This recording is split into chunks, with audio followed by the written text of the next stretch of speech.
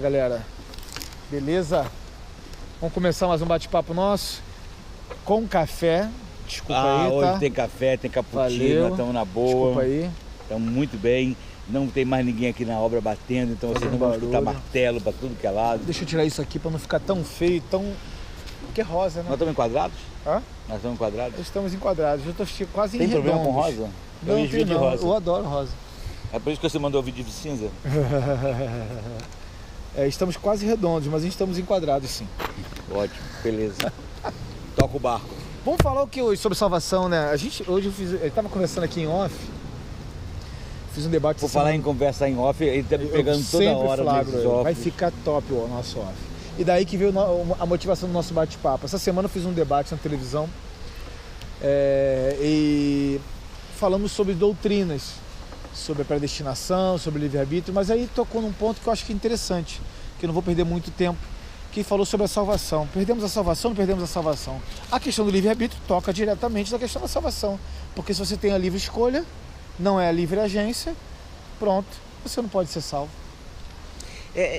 Eu na verdade, o ponto da salvação, perder ou não perder, acho que a gente pode até deixar para falar outro dia com maior propriedade, com mais profundidade. Sim. O que me chama mais atenção nesse momento, sim, a reboque da questão de salvação, perde ou não perde, sim. mas não é um problema recorrente em si mesmo, é a questão dos novos judaizantes.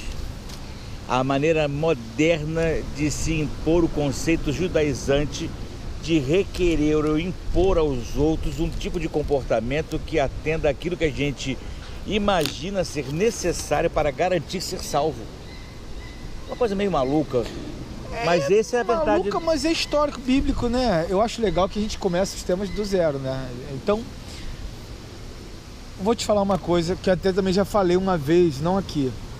A igreja sempre vai ser igreja. Você vê as igrejas de Corinto, de Gálatas, de Efésios, a igreja de Timóteo, todas elas com as suas crises operacionais. E os fariseus também sempre vão ser fariseus. O farisaísmo pode estar moderno, mas os fariseus, os judaizantes... O espírito do farisaísmo é o mesmo. Não ainda muda. Você se lembra de Gálatas, quando estavam questionando o apostolado de Paulo?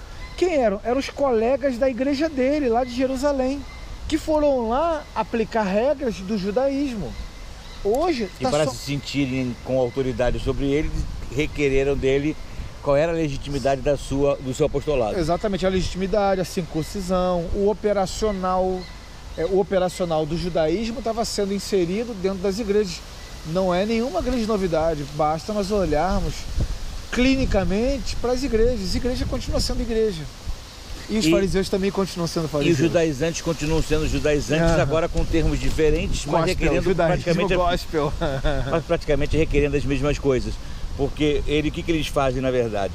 Eles pregam a salvação e depois despejam sobre a pessoa uma quantidade absurda de regras e de comportamentos que vão gerar um medo absurdo de que se você jogar a água para fora da bacia, se você pisar no lugar errado, se você não der 3 pulinhos antes de entrar dentro de casa, você vai perder a salvação, voltaria no primeiro ponto. Ou você vai fragilizar a sua vida.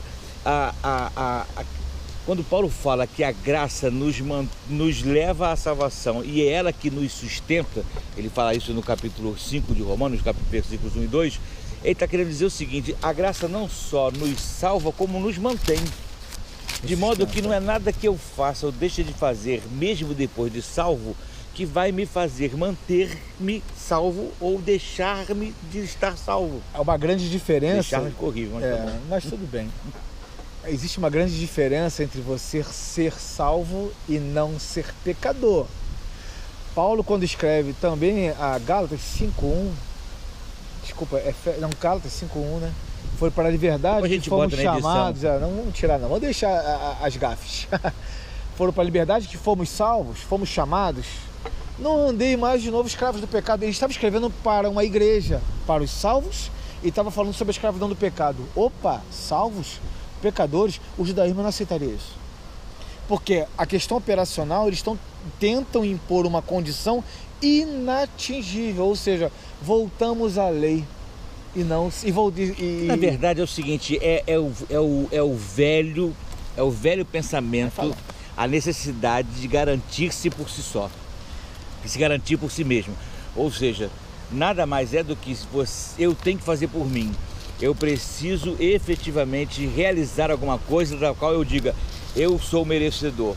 É a meritocracia religiosa, em que eu, apesar de estar salvo, preciso viver de uma maneira que eu possa me sentir garantido de que eu fiz por onde conseguir alguma coisa. Isso a gente faz para si próprio e impõe e espera dos outros.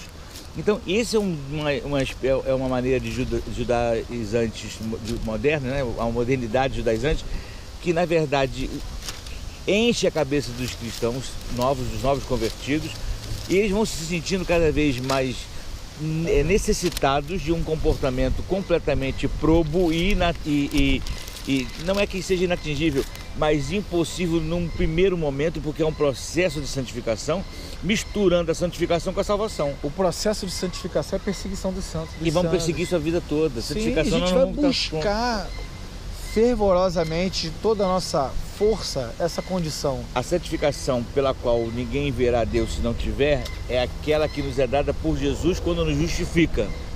Eu sou santo, sou justificado pela fé. Isso não é de vós, é dom de Deus.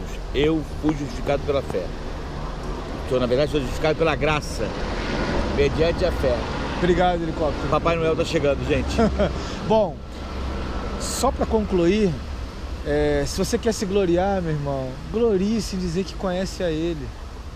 Não se glorie pelos seus atos, porque seus atos, o bem que você tenta fazer aos olhos de Deus é mal. Vamos pegar mais um cafezinho? Toda vez que a gente tentar, só para concluir, toda vez que a gente tenta auto-justificar-se, nós estamos exatamente caindo... Estamos caindo na semelhança do pecado original, onde eu sou o Deus que me justifico. Isso a gente não pode aceitar. Tem que tomar cuidado, porque isso é uma armadilha, tá ok? A gente volta a falar depois do próximo bloco. Valeu, um abraço. Fique com Deus.